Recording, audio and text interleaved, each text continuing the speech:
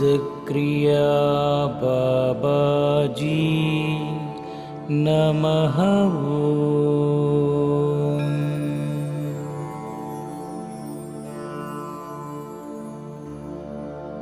ओम सिद्धक्रिया बाबाजी नमः।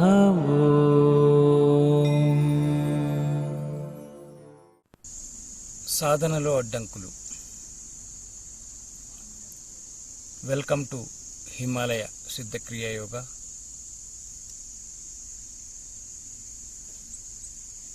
మనం సాధనలో అడ్డంకుల గురించి చెప్పుకుంటూ వచ్చాం. ఈరోజు ఇంకో అంశం గురించి మనం కొంచెం లోతుగా వెళదాం. సాధనలో మనకు చాలా అడ్డంకులు వస్తాయి. నేను చెప్పాను, కొన్ని బయట నుంచి అయితే చాలా మటుకు లోపల నుంచే ఎక్కువ ఉంటాయి. బయట వాటిని మనం గుర్తిస్తే ఎలాగైనా మనం సెట్ చేసుకోవచ్చు. లోపల నుంచి వచ్చేవి, మన గుణాల నుంచి వాటి నుంచి వచ్చే వాటిని మనం సెట్ చేసుకోకపోతే ఇబ్బంది అవుతుంది. అలా లోపల నుంచి, మన గుణాల నుంచి, మన ఆలోచనల నుంచి, మన దృష్టి నుంచి వచ్చే అంశాలలో ఒకటి ఏమిటంటే, ప్రధానంగా సాధకుడు జాగ్రత్త పడాల్సిన అంశం ఏమిటంటే దృష్టి. మన దృష్టి ఎలా ఉంటే సృష్టి అలా ఉంటుంది అంటారు. దృష్టిని బట్టే సృష్టి అంటారు. సృష్టి ఎప్పుడు గొప్పదే. మన దృష్టిలో ఎక్కడో లోపం జరుగుతుంది. సరిగ్గా భావన లేకపోతే, ఆ దృష్టి వెనకేమిటి? భావన. అది సరిగ్గా లేకపోతే కష్టం. ఇక్కడ దృష్టి, మనం సాధకుడు ఏం చేయాలంటే దృష్టిని తన మీద పెట్టడం, తన మీద పెట్టాలి. నేనేమిటి, నేను ఎలా ఉన్నాను, నేనేం పొందుతున్నాను, నా ద్వారా ఏం జరుగుతుంది, ఈ భావనలో దృష్టి తన మీద పెట్టుకుంటే చాలా బాగుంటుంది.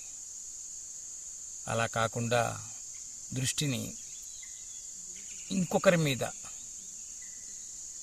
మీద దృష్టిని పెడితే అది వేరే అయిపోతుంది. ఇప్పుడు చాలామంది చేసేది అదే. తను సాధన చేస్తుంటాడు, తనకేదో ఫలితం వస్తుంది. తను చేసే సాధన బట్టి తనకు ఒక డెవలప్మెంటు, ఇంకోటో ఒకటి జరుగుతూ ఉంటుంది. దాన్ని తెలుసుకుంటూ ముందుకు వెళ్ళాలి. సాధన చేస్తూ చాలామంది చేసేది, అందరూ కాకపోయినా చాలామంది స్థితి ఎలా ఉంటుందంటే ఇంకొకళ్ళ గురించి ఆలోచిస్తూ ఉంటారు.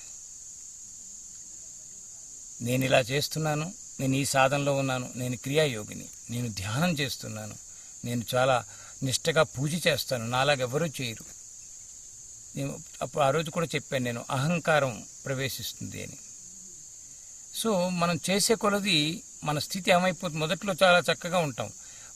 నేను 2 నెలల నుంచి చేస్తున్నాను తెలుసా, నేను 2 ఏళ్ల నుంచి చేస్తున్నాను తెలుసా, నేను రోజు ఉదయం లేవగానే సాధన చేస్తాను, ఖచ్చితంగా చేస్తాను తెలుసా నీకు అని ఇంకొకరి దగ్గరికి వెళ్ళి ప్రదర్శించి ఇంకొకరిని ఏదో తన గొప్పతనాన్ని చాటుకోవటం అనేది చేయాలని ప్రయత్నం చేస్తూ ఉంటారు. ఇలాంటి భావాలు వచ్చేస్తూ ఉంటాయి. మనకు తెలియదు, వాళ్ళకు కూడా తెలియదు పాపం. నేను ఏమిటి ఇలా చేస్తున్నాను అని తెలియదు. ఆ భావం వచ్చేస్తుంది. వాళ్ళ దగ్గరికి వెళ్ళి నువ్వు అలా చేయటం లేదు, నువ్వు ఇలా చేస్తున్నావు, నువ్వు అలా ఎందుకున్నావు, నువ్వు ఇలా ఎందుకున్నావు, నువ్వు చేయవయ్యా. వీడు మొదట్లో చేయడు, కొంచెం చేస్తూ మొదలుపెట్టేసి వాడు తనలో మార్పుని గమనిస్తూ వెళ్ళాలి తప్పితే వీడేం చేస్తాడు, నేను చేస్తున్నాను అనే భావం, అహంభావం, కనిపించిన అహంభావం, సాత్విక అహంకారం వచ్చి ఎవడు కనిపించినా సరే నువ్వు సాధన చేస్తున్నావా, వీడికి ఎందుకు అంటే నేను చేస్తున్నాను తెలుసా, నేను చాలా గొప్పవాడిని, నేను ఈ 2 నెలల నుంచి చేస్తున్నాను, 2 ఏళ్ల నుంచి చేస్తున్నాను, నేను ప్రాణాయామం చేస్తా తెలుసా, నేను ధ్యానం 4 గంటలు కూర్చుంటాను తెలుసా, 40 రోజులు చేస్తాను తెలుసా, 60 రోజులు చేస్తాను తెలుసా, 60 రోజుల నుంచి నేను ధ్యానం చేస్తున్నాను తెలుసా. కొంతమంది పారాయణాలు చేస్తే నేను సప్తాహ పారాయణాలు 6 పారాయణాలు చేశాను తెలుసా, నేను షిరిడీకి 30 సార్లు వెళ్ళాను తెలుసా. ఈ సంఖ్యలోనే ఉండిపోయి అవతల వాళ్ళందరి దగ్గర ఏదో ప్రాపంచికంగా ఒక గౌరవం, గుర్తింపు పొందాలని ప్రయత్నం చేస్తారే, సాధకుడికి ఇది పెద్ద అడ్డంకు. వాళ్ళు అలా చేస్తున్నారు, వీళ్ళు అలా చేస్తున్నారు.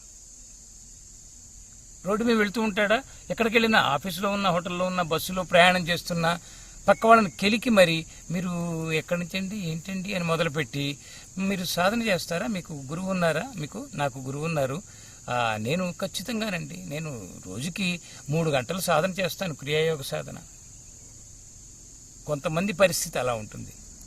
ఎందుకు ప్రచారం? అసలు ప్రచారం దేనికండి? సాధకుడికి ప్రచారం కావాలా?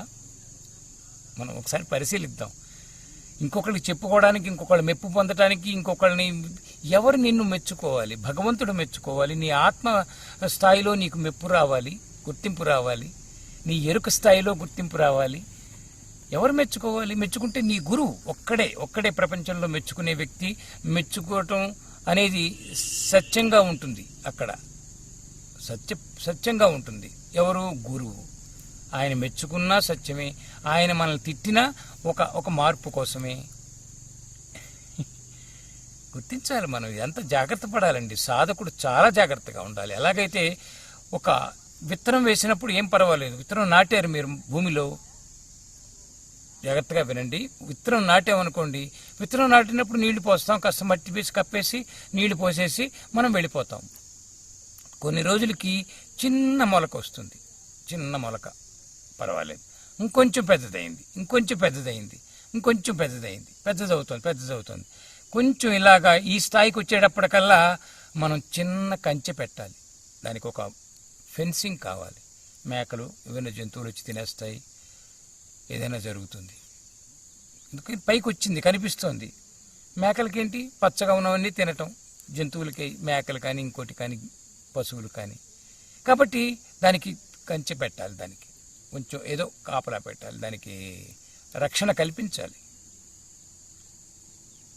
ఆ మొక్క ఎదిగే కొలది మహావృక్షం అయిపోయిన తర్వాత ఏం అక్కర్లేదు, పెద్ద చెట్టు అయిపోయింది, లావు మాను అయిపోయింది, స్ట్రాంగ్గా ఉంది మాను, అప్పుడు ఏం అక్కర్లేదు, పర్వాలేదు. కానీ కొంతవరకు మనం అది ఎదుగుతుంటే అక్కడ కంచె కావాలి.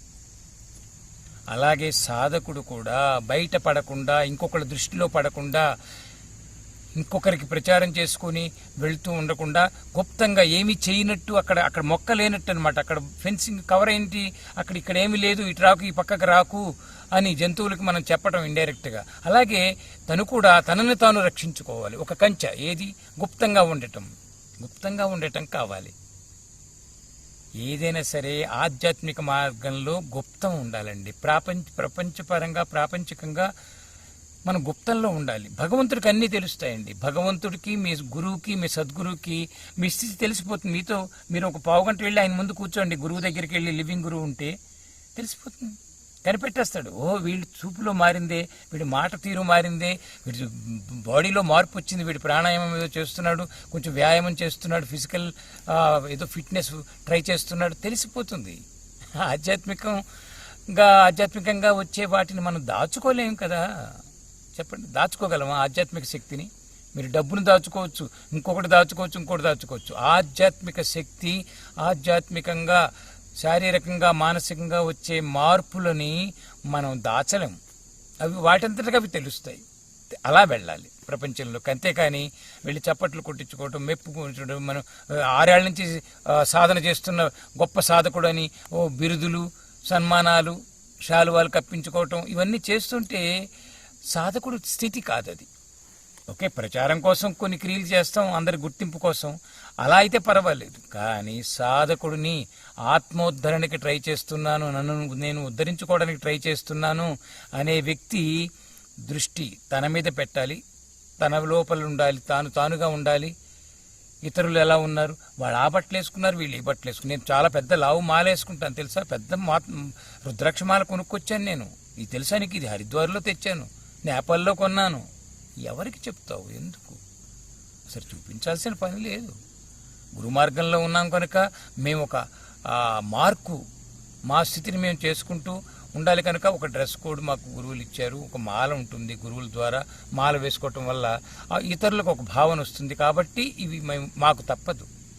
ఒక స్థితి డాక్టర్గా ఉండాలి. డాక్టర్ అని తెలియాలంటే అతను మనలాంటి మనిషే. కానీ ఆ వైటు అది వేసుకోగానే ఆ మెడలో స్టెతస్కోప్, డాక్టర్ తెలిసిపోతుంది. అలాగా అంతే, చెప్పక ఉండాలి తప్పితే చెప్పుకుంటూ ప్రచారం చేసుకుంటూ గొప్పలు చెప్పుకుంటూ గొప్పగా భావించండి. ఆత్మస్థైర్యానికి మిమ్మల్ని మీరు చక్కగా గర్వంగా అనుకోండి, పర్వాలేదు. అహంకారం ఉంటే తప్పు, కానీ ఈగో గర్వంగా ఉండొచ్చు, గర్వపడచ్చు. మిమ్మల్ని మీరు చూసి గర్వపడండి, పర్వాలేదు. మీ అభివృద్ధిని తెలుసుకుంటూ ఉండండి. కానీ ఎవరో మెచ్చుకోవాలి అని వీళ్ళని తప్పు పడుతూ వెళుతూ, లేకపోతే వాళ్ళని అబ్జర్వ్ చేస్తూ దృష్టి అంతా వాళ్ళ మీద పెట్టి తన మీద తక్కువ పెట్టుకుని ఉండటం సాధకుడి యొక్క స్థితి కాదు, సాధకుడి యొక్క లక్షణం కాదు. ఇవి అడ్డంకులు. ఈ భావాలు, ఈ దృష్టిలోపం, ఈ సరైన స్థితిని పెంచుకోకపోవటం అనేది సాధనలో పెద్ద అడ్డంకు. ఎస్, కాబట్టి జాగ్రత్త పడండి. మీకోసం మీరు, ఎవరి కోసం మనం జన్మ తీసుకుని వచ్చాం. నా కోసం నేను, ఎవరికో చూపించుకోవడం కాదు, ఏదో కాదు. ఒక సత్యాన్ని చెప్పాలి అంటే, తెలియజెప్పాలంటే హాయిగా సందర్భాన్ని బట్టి చెప్పుకుంటూ వెళ్ళాలి. ఇది వ్యక్తిగా మనం